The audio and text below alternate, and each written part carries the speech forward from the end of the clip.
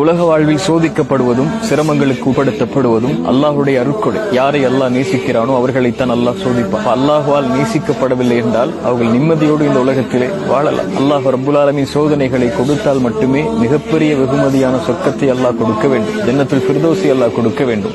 ஜன்னத்துல் ஃபிர்தௌஸை அல்லாஹ் கொடுக்க வேண்டும் என்றால் சோதனைகளையும் சிரமங்களையும் கஷ்டங்களையும் இன்னல்களையும் இந்த உலக வாழ்வில் அனுபவித்து அதன் மூலமாக அல்லாஹ் தேர்ந்தெடுத்தால் மட்டுமே ஜன்னத்துல் ஃபிர்தௌஸ் என்ற உயர்ந்த சொர்க்கத்தை அல்லாஹ் கொடுப்பார். குர்ஆன் சொல்கிறது, அல்லாஹ் முஃமின்களுடைய உயிரை அவர்களுடைய செல்வத்தை சொர்க்கத்திற்கு பகரமாக அல்லாஹ் விலைக்கு வாங்கிக் கொண்டான் என்று. அப்படி என்றால் உயிர்களையும் செல்வத்தையும் அர்ப்பணித்தால் மட்டுமே அல்லாஹ் ரப்புல் ஆலமீன் அந்த சொர்க்கத்தை சொர்க்கவாதிகளாக அவர்களை மாற்றுவார்.